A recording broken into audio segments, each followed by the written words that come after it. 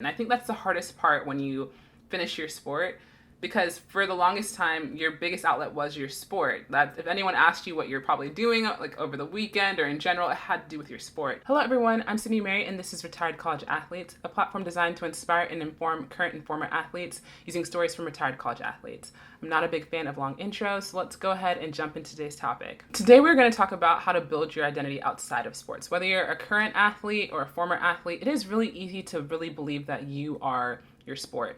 After all the years that you've poured into it, spending time perfecting it, and people knowing you as the person who's good at your sport, it's really easy to believe that, hey, this is who I am. But in reality, you are so much more than your sport. And today we're going to dive into a few things that you can implement into your life to make sure that you are not building your identity solely on your sport, but in other things as well. My first piece of advice is to join clubs. This applies to both current athletes and former athletes, but for current athletes, I know that you may feel that you don't have time. I mean, between your practice schedule and homework and class, it's a busy schedule.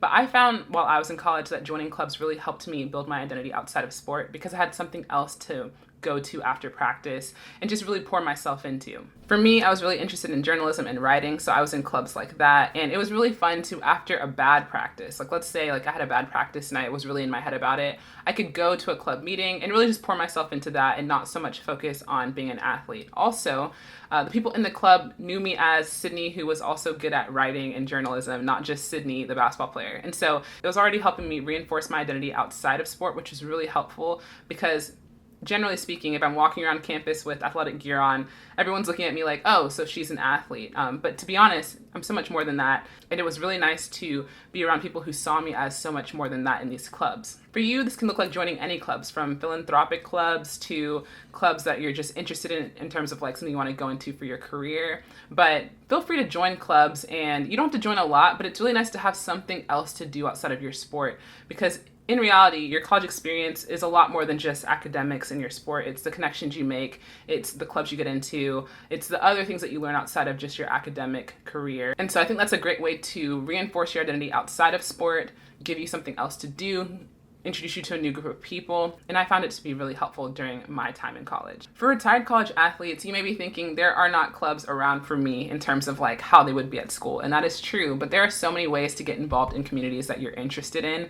A good way to do that is going into meetup.com. If you are interested in anything, there's probably a group of people who are also interested in it as well. And so going to meetup.com, you can find people with similar interests as you and get involved in those clubs. Not only does it help you forge community, but it also gives you other things to do in terms of you can get involved in an intramural team, you can work on photography if that's what you're interested in.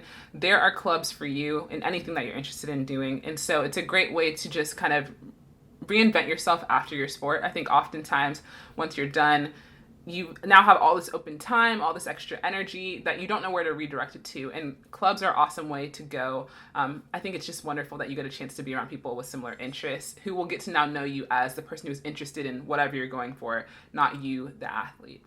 My second piece of advice is to have friends outside of your sport. Now, I also understand that this could be interesting in college just because you are probably around athletes all the time. I know I definitely was.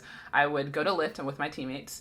I would go to class. I had class with some of my teammates. I would go to study hall. My teammates are there. I would go to dinner. I'm eating with my teammates. And then I'd head home and I'm probably living with one of my teammates. I get it. It can be a lot. And so I think it's really helpful to just even seek out maybe some friends from your classes or friends that you just have met along the way and really forge good relationships with them, because I found that to be really helpful during my time in college. If I was really stressed out about a game or practice, I would go and talk to them and they would ask, oh, how's basketball going? And I'd be like, oh, I don't really want to talk about basketball. And they're like, okay, great. Well, this is everything that's going on in my life. And it was really just fun to hear what else is going on in someone else's world that is not fully absorbed in sports. It helped me realize that there is so much life to live outside of sports. There's so much else going on outside of sports.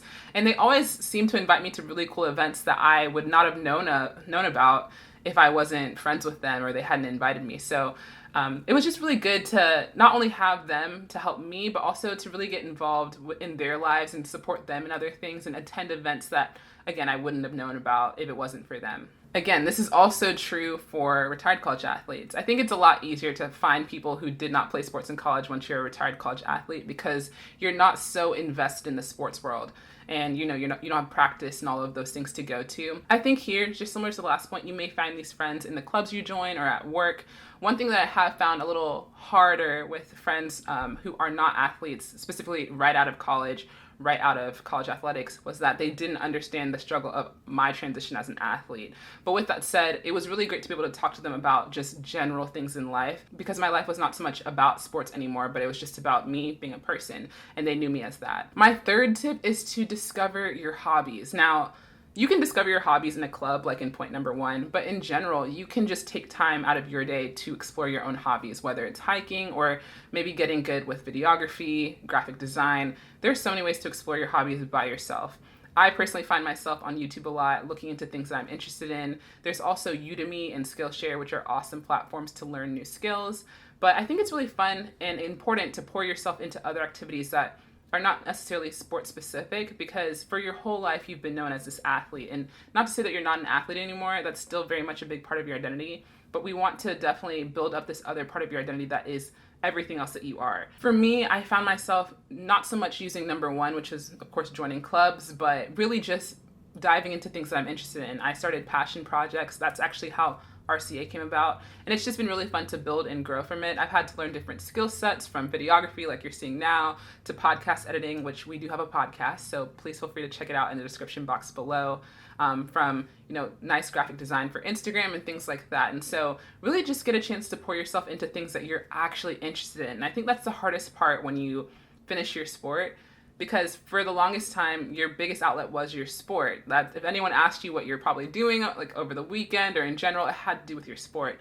So finding something that you are now extremely invested in that is not sport specific can be interesting, but it's also really fun to figure out that, I actually do have an interest in something that I just had never gotten a chance to explore, and finally getting a chance to dive deeper into it because you actually have time. My fourth and final tip is to seek out a mentor. Mentors can be so helpful. And when I say mentor, it doesn't have to be like, I think sometimes when we think of mentors, it's like someone who's super established and already has their life together, and that's not what I'm talking about. For me, some of my mentors were just friends, as well as former teammates who had already gone through the season of the transition out of sport. So they already knew kind of just how hard it would be, tips for how to make it easier and things like that. For me, I think some of the best things about mentors is that they can just validate the fact that it is a hard transition. I think oftentimes that's what we need most. We need validation that, hey, am I crazy that this is really hard? And no, you are not crazy. This transition can be difficult, especially since for the majority of your life, you have been doing your sport. And so I always reiterate that, you have been doing this for so long, and it's kind of foreign to not have that in the same capacity that you had before. But mentors can really be helpful in just guiding you. They probably know you pretty well and understand what your interests are and can guide you into other things that you can do to fill your time and work on skills like that. But all in all, I think they're really helpful to just help you understand that this transition can be difficult, but they're right there to walk alongside you, and that they've also made it through the transition, and so can you. Okay, so I know I said the last point was my last tip, but I have a bonus tip. I think it's really important to lean into other identities that you already have. So if you are a daughter, a brother, a son, anything like that, it's really important to lean into long-term identities that you've always had. I know once I finished, I got a chance to spend more time with my family because I wasn't training all the time, and I was back in my home state, which is Georgia. And I got a chance to become a better daughter, a better sister, a better friend to people who I just hadn't had a chance to be around for so long. Also, it's really great to pour yourself into faith. If you are of a certain faith, really pouring yourself into that and finding a community around that can be really helpful, because these are long-term identities that you've held for so long. And so now you can fall back on them and really just hone them, because that is who you are outside of your sport as well.